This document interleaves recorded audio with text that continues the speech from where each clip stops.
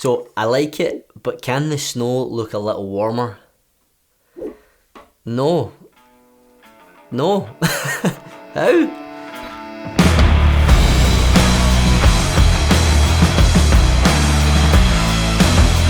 Welcome back to the channel, guys. I hope you're all well.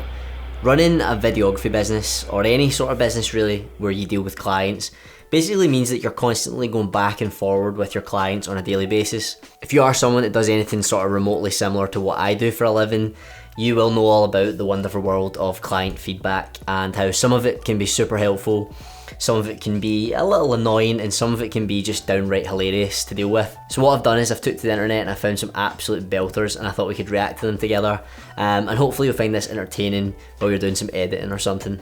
By the way, if you do enjoy this video, be sure to subscribe to the channel. That really helps me out, and follow me on Instagram as well if you're on there. I'll put that on the screen somewhere.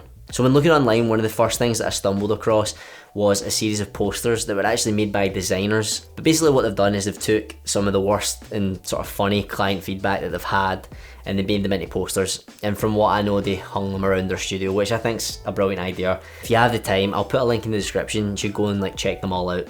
So the first one we got here is a nice looking poster, but it basically says, can we dial down the chill factor and then dial up the fun factor by around 25%. I don't know about you, but I have no idea what that actually means. It's one of those ones where you're just sort of gonna have to go away, try something else, and hopefully that's what the client meant. That, or try and get them to sit down and explain what that means, but I don't even think the client knows what that means, to be honest with you. So next up, we've got this one. Can't we just use the image from the internet? Now, this I know happens a lot in the design world, but it also happens in my job. A lot of the time I have to use clients' logos and things like that. And a lot of the time you're just asking for like a simple high-res version of it, which they should have if they had a logo designed. But some companies, you know, might have had that done 25 years ago, I don't know. So you're not really going to be able to get that. So they're always like, oh, can you not just take the one off our website, which is like extremely pixelated and looks horrible, and then they wonder why it looks like that. That actually brings me nicely to the next sort of story I found. This isn't so much client feedback, but it's like a client horror story. So this story basically, I'm not going to read it all out to you, but I'll summarize it kind of for you. The client has seen the video that the videographer has made for them, and they've came back with, I've had a good look at the video content you've been making, and I'm absolutely appalled at the quality.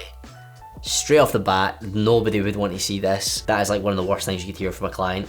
So being professional, the client said, okay, let's watch a bit of the content and you can give me your feedback in detail of more of what you don't like, just so they can learn so they don't make these mistakes in the future. So they watched it, she made lots of notes, and one of the first things she said back to the guy was, first off, I hate the logo, how could you use that? To which the client replied, it's your company's logo, they've been using it for 50 years, I think. So she got a problem with them using the company's logo, the same one that they've been using for years.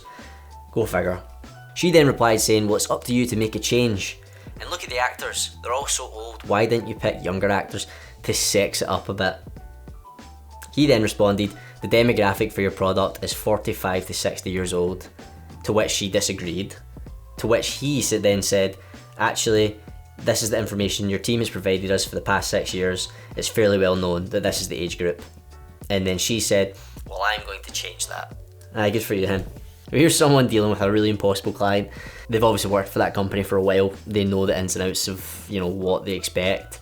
And this is a person that's came in and tried to disrupt that. Definite red flag, definitely someone you just don't want to be working with.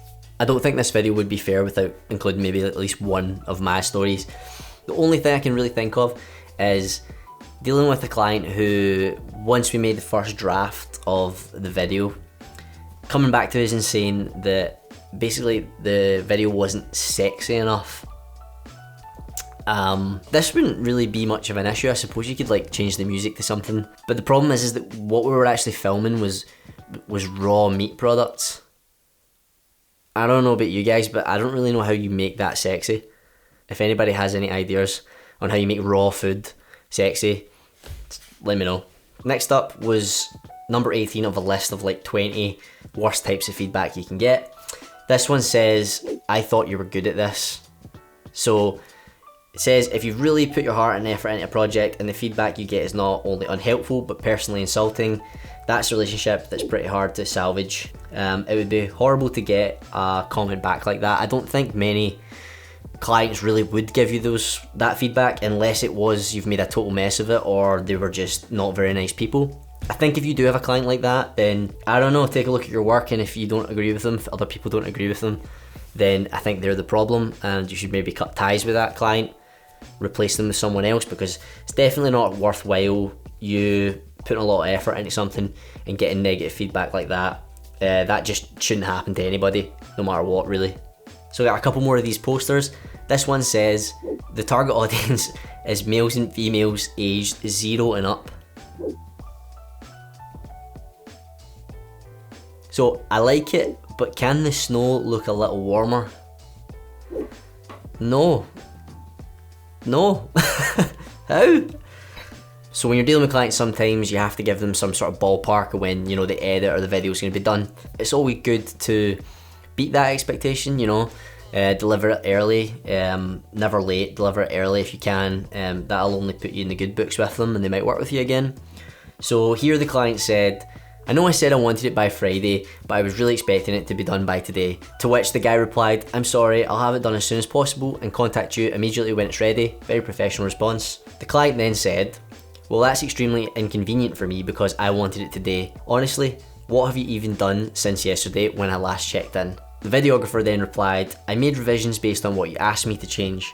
So he's actually making changes for the client and that's what's taking up his time. Well, I don't really see any differences, and whatever you did honestly couldn't have taken you more than a few minutes. I don't see why you don't have everything complete today, but I guess you can still have it done by Friday. I just have to cut your pay in half. That seems like a nice person to work with. Okay, so I'm actually just looking on the website for one more. Okay, so this person says to his client, the file is attached to this email. Save it to your desktop and resend if you make any changes. The client then responds, can you please send this for a laptop? No one uses a desktop anymore.